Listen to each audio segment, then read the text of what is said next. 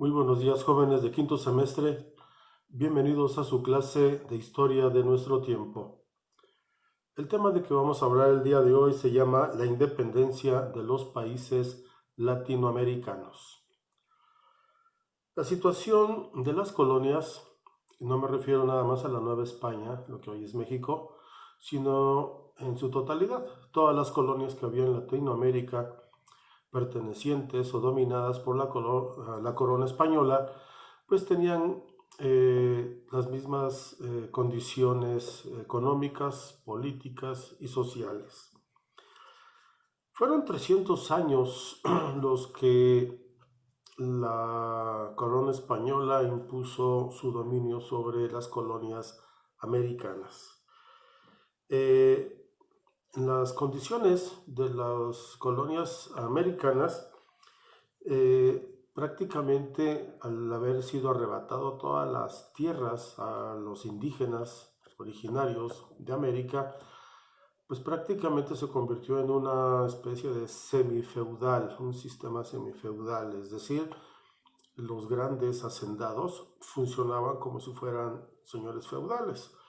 Se apropiaron de enormes, pero muy enormes propiedades de terreno, de tierra que tenían los antiguos pobladores, y prácticamente lo único que les pedía la corona española es que adoctrinaran en la doctrina católica a los indígenas.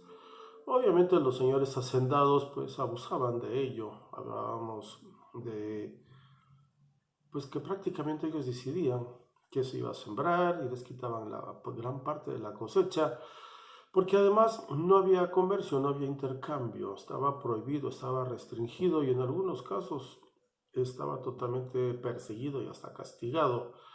Entonces el comercio y el desarrollo industrial no existía en esa época en todas las colonias españolas.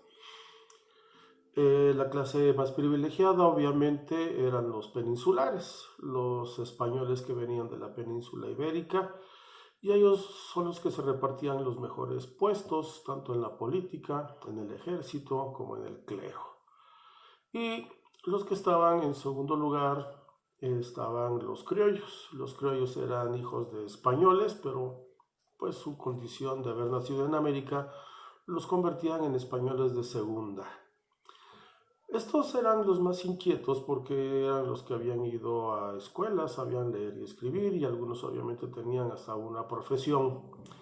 Y eso era una gran ventaja puesto que podían leer sobre las influencias externas y ello obviamente los estaba motivando a crear su propio futuro económico, político y social. Y de ahí estaban las castas. Las castas obviamente era la diferente mezcla de razas que habían en estas colonias. Aquí en México principalmente indígenas y en el sur, Suramérica, pues había razas negras, los cuales se mezclaban igual con indígenas, con españoles y entonces salían zambos, mestizos, salta para atrás. Había unas cosas muy raras, obviamente inventado por la iglesia. Entonces la estructura social estaba bastante diferenciada, era prácticamente pues muy racista y los indígenas pues simplemente eran explotados. Los criollos estaban molestos, vuelvo a insistir, pagaban muchos impuestos y no miraban ningún beneficio de estos impuestos. Entre ellos estaba el quinto real, que era el 5% de la explotación de las minas, eran para el rey. También estaba el diezmo, que es el que cobraba la Iglesia Católica sobre las ganancias de cualquier persona. Había que pagar ese impuesto, entre otros muchos. Entonces, los antecedentes de la independencia.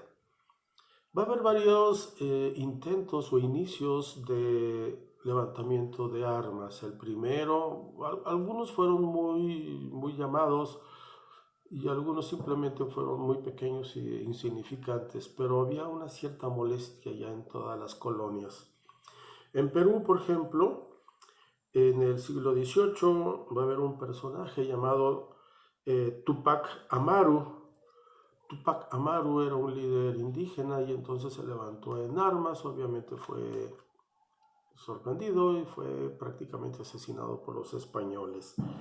También aquí en la Nueva España, el hijo de Hernán Cortés intentó levantarse en armas para lograr la independencia y él decía que pues, prácticamente el terreno o todo México, bueno, en ese entonces la Nueva España le pertenecía a él como herencia de su padre.